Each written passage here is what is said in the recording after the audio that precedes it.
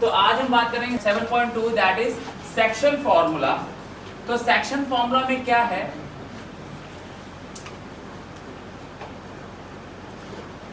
Section formula सबसे पहले अगर मैं बात करूं तो सेक्शन फॉर्मूला का यूज किस लिए किया जाता है?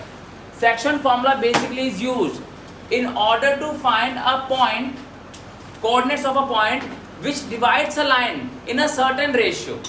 यानी जब भी कोई लाइन, ये एक लाइन है सपोज, ठीक है, A B, as you know distance formula में दो लाइन, एक लाइन को जोड़ने वाले दो पॉइंट्स होते हैं ए एंड बी। तो इस लाइन को सपोज किसी पर्टिकुलर पार्ट में हमें तोड़ना है, बात समझ में आ रही है? यानी हमें इस लाइन को डिवाइड करना है इन अ सर्टेन रेशियो, है ना? तो जब भी ये लाइन, अगर सपोज मैं कहता हूं आपको कि ये लाइन जो है वो है 10 सेंटीमीटर की, आपने उस लाइन को यहां से ब्रेक कर दिया, डिवाइड कर दिया, तो लाइन के कितने पार्ट्स बने? दो पार्ट्स बने। अब मैं ये कहता हूं कि जब आपने डिवाइड किया तो this portion has a length of 6 centimetre whereas this one has a length of 4 centimetre, right?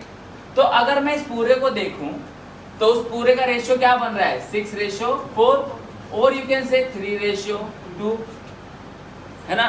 तो whenever there is a line or anything which is being broke out, तो अगर वो लाइन डिवाइड होगी किसी certain part में, अगर कोई भी लाइन किसी सर्टेन पार्ट में डिवाइड होगी तो वो किसी ना किसी रेशियो में डिवाइड होगी।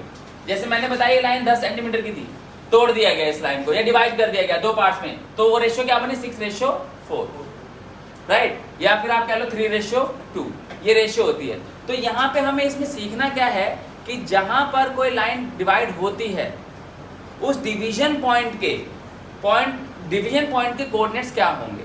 यानी ये ए और बी हो गया, ये दोनों क्या कहलाते हैं? जॉइनिंग पॉइंट्स, ठीक है? ये दोनों क्या कहलाते हैं? Joining points. जिस रेशियो में डिवाइड हुआ ये क्या कहलाता है? Ratio of division. और ये जो पॉइंट होता है यहाँ पे निकलता है हमारा एक्स और वाई, जिस पॉइंट पे लाइन डिवाइड होती है, ठीक है? इसे बोलते हैं डिवीजन पॉइंट, कह सकते हो आप इसको। आप क्या कहोगे? डिवीजन पॉइंट, ठीक है? तो ओवरऑल ये है कि अगर हम इसको पूरे एक डायग्राम की हेल्प से समझे तो पूरी तरीके से बिल्कुल अपने आप को क्लियर कर देगा अपने फिगर से, and the section formula will be clear to us. एक लाइन है, आपको ये बस ध्यान रखना है, A B is a line जिसके ए और बी x1 y1 होंगे, x2 y2 होंगे, ठीक है? ए और बी के पॉइंट्स। जो डिवीजन पॉइंट होगा, जिस पॉइंट पे लाइन डिवाइड होगी वो डिवीजन पॉइंट होगा x और y।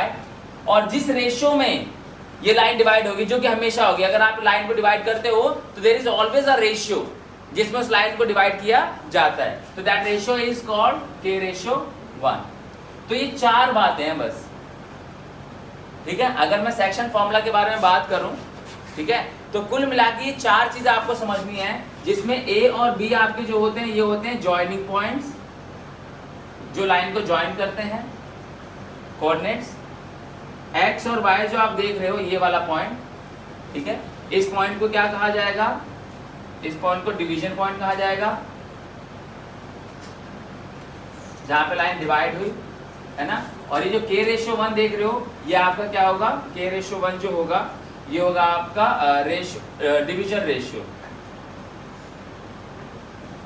यानी जिस रेशियो में लाइन को डिवाइड किया गया है। बात समझ में आ रही है आपको? ठीक है? तो मेनली ये 1 2 3 4, अब जो भी क्वेश्चंस भी बनते हैं इस एक्सरसाइज में या इस पे बेस्ड, वो इन चारों के ऊपर ही होते हैं। तो ओवरऑल इसमें 3 टाइप के क्वेश्चंस हैं ओवरऑल, राइट? या तो आपसे question 1, I am naming them as 1, ठीक है, 2 3 एंड 4, राइट? या तो क्वेश्चन आपसे 4 फाइंड आउट करने के लिए बोलेगा, दैट इज आपको डिवीजन पॉइंट निकालना होगा, या तो आपको रेशियो फाइंड आउट करना होगा, या तो आपको दोनों जॉइनिंग पॉइंट में से कोई एक पॉइंट या उसके कोऑर्डिनेट्स फाइंड आउट करने होंगे। कुल मिला के यही है, this is all section formula is about, ठीक है? जो सेक्शन फॉर्मूला बना है ये इसी के लिए होता है, आपको ये फाइंड करने के लिए, राइट? तो x की वैल्यू क्या होती है? m1 इंटू में x2 प्लस m2 इंटू में x1 upon m1 plus m। आप जब इस वैल्यू को पुट करोगे अकॉर्डिंग टू दिस, तो आपके पास x की वैल्यू आ जाएगी, यानी x coordinate of x part of this division point. Then आप y के लिए सॉल्व करोगे तो y would be m1 into y2 plus m2 into y1 upon m1 plus m2, ठीक है। और ये इससे आप x और y दोनों फाइंड आउट कर पाओगे।